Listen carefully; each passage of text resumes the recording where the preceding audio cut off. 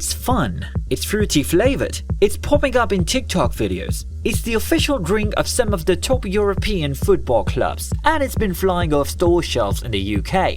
But there have also been calls for investigation against it. In fact, the billion-dollar business energy drink has been slammed with a lawsuit this year, leading to the nightmarish backlash that its creators had probably never ever imagined. So what exactly is this controversial energy drink by Logan Paul that is now being called a profitable scam by a fitness instructor and is facing backlash not just in the UK but in Canada, the US and even Australia and New Zealand? Prime is a line of energy and sports drinks that influencers and former boxing rivals Logan Paul from the US and Olajide KSI Olatunji from the UK launched together in January 2022. The drinks are a massive success all over the world because of the way they've marketed and have shaken up the sports and energy drink category. Although sports drinks have a much smaller market than sodas, Dwayne Sanford, who is the editor and publisher of the Beverage Digest category, says that the former is quote-unquote growing at a faster rate. And that's what Prime is cashing in on.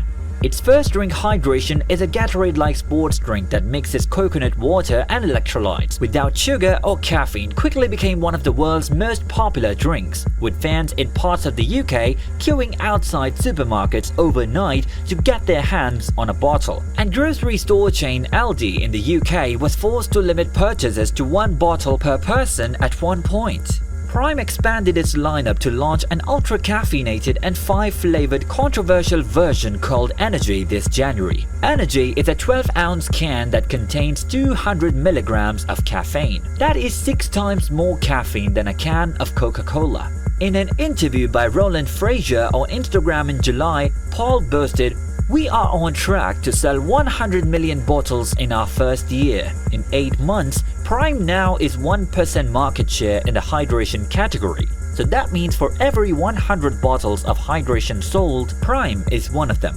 We aim to be at 5% by the end of next year, and I'll say it right here, right now, we are also going to attack the energy category." Paul also mentioned in a press release, quote-unquote, "We've already grown to surpass some of the biggest players in the industry. Now that we're taking on the energy space, I am excited to see where we can go." And take on the energy space it did. By the summer of 2023, Prime became the official sports drink and energy drink sponsor of leading European football clubs. Prime became Arsenal's official hydration drink last July, and then Bayern Munich declared Prime Hydration as its official isotonic partner this August. This comes as a surprise because a month earlier, Bayern and its gold partner for over 50 years, Coca-Cola, agreed to extend their partnership for another 3 years. Perhaps the biggest surprise was this July when Barcelona pushed aside Pepsi's Gatorade to make Prime its official hydration partner over the next 3 seasons. The blog runner had previously been partnered with PepsiCo-owned sports drink giant Gatorade, which is one of the world's best-known and most popular sports beverages. Soda giants Coca-Cola and Pepsi have long been associated with football in several ways. The Qatar Football Association also signed a new sponsorship deal with Pepsi in 2022. Pepsi's brand has also been featured on South American footballers' jerseys over the years, and not a lot of people know that even 7-Up appeared on South American football jerseys in the 90s. And the Coca-Cola Company in particular has a long history of providing financial support to football at all levels, from grassroots to the world stage in the UK and globally. It has been an official sponsor of the FIFA World Cup and various campaigns several times. Coca-Cola Great Britain had also invested heavily in the Football League and the Premier League. The brand has been Real Madrid's official soft drink for more than a decade, and its sports drink Powerade is also Real Madrid's official sports drink. Besides that, Rangers signed a 2-year contract with Coca-Cola in 2021, and Tottenham Hotspur announced a multi-year association with the carbonated soft drink brand last year, as did Juventus. Now with newcomer Prime eating up the competition, what dirty little secrets is it hiding? When Prime dropped its ad for the new drink on Instagram this January, a user responded, "Nobody supports you. You abuse animals, investors, and your friends. Why does the ad feature a monkey with a can? Surely it's not meant for animal consumption." Things have seriously gotten worse for Paul and his brand over the year, mainly because the science behind the formula isn't sciencing up. In July, the Canadian government told retailers to pull Prime Energy from stores because of its caffeine content, which is over the legal limit in Canada. The Canadian Food Inspection Agency, or CFIA, said it recalled cans of Prime from Ontario, Quebec, and Alberta because they had 200 milligrams of caffeine, which is 20 milligrams over Health Canada's limit of 180 milligrams per drink.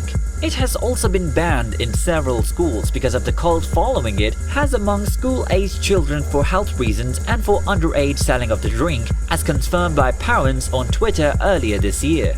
The UK started taking the Prime fad very seriously after a school in Wales revealed in May that one of its primary level students had a near-fatal episode after drinking Prime.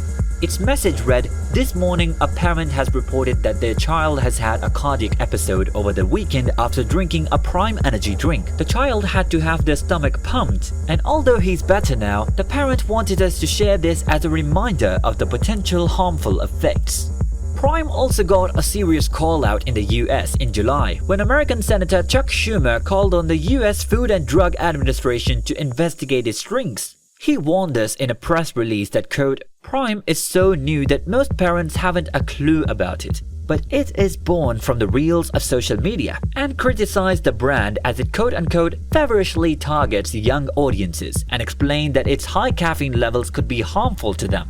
According to recent reports, Prime Hydration LLC has been slapped with a lawsuit for containing 200 milligrams of caffeine in 12 ounces of the drink, which is more than 2 whole cans of Red Bull. The company is also accused of misrepresenting and aggressively advertising and marketing the drink, particularly to children under the age of 18, to whom it is dangerous because its high amount of caffeine and non-hydrating ingredients could harm their health. Last month, the president of the Royal Australian College of General Practitioners, Dr. Nicole Higgins, told the Daily Telegraph, quote-unquote, "My message to anyone thinking about trying a Prime Energy drink is to stay well clear of them. They are banned in Australia for a reason. That level of caffeine can be very dangerous." New Zealand has also banned the brand's drinks due to its high caffeine content. And that's not all. Fitness influencer and personal trainer James Smith lashed out against Prime in a YouTube video in August, calling the drinks Paul's most profitable scam yet. He says that in his professional opinion, the drinks are not hydration drinks, and that Paul and KSI don't even understand hydration. He added that Powerade contains relatively superior ingredients for rehydration, and concluded that the Prime is a waste of money that isn't good health-wise either.